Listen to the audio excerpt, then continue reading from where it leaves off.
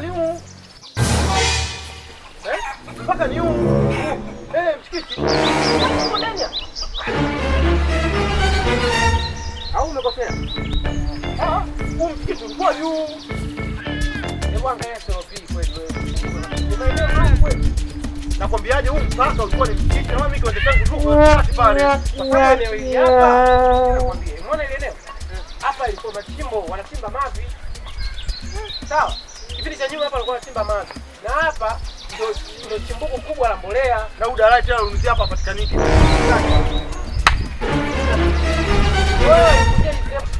Bwana wewe. Hapo ndio kwa bandari. Bandari? Ndio ninapokumbuka iko bandari. Ndio bandari ya Kinyesi. Kwa sababu mjumbe anaishi mazingira yetu ndo kwa mjumbe kwa kongoza. Mimi ndo tangu kama ni historia walisema hii ilikuwa ni bahari ya Hindi.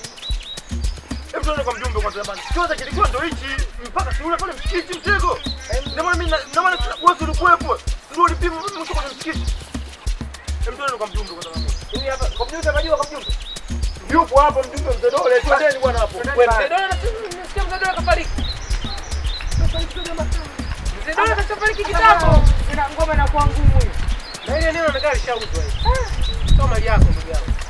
Bikoni unakumbuka bikoni nyingine? Yaani bikoni na hiyo ushatapeliwa. Sawa. Yeye alikuomba akaja kununua hapa. Pole sana. Pole sana. Usilie kama hiyo. Unapenda kidole. Ndugu yangu umeibiwa tayari. Jamani tusinunue vianza jamani sasa tusijiwa jamani. Angalieni ndugu yetu ameibiwa. Kondeni. Baba, baba tuonge tena mtoto mmoja wewe. Ile dole na kashatiwa dole.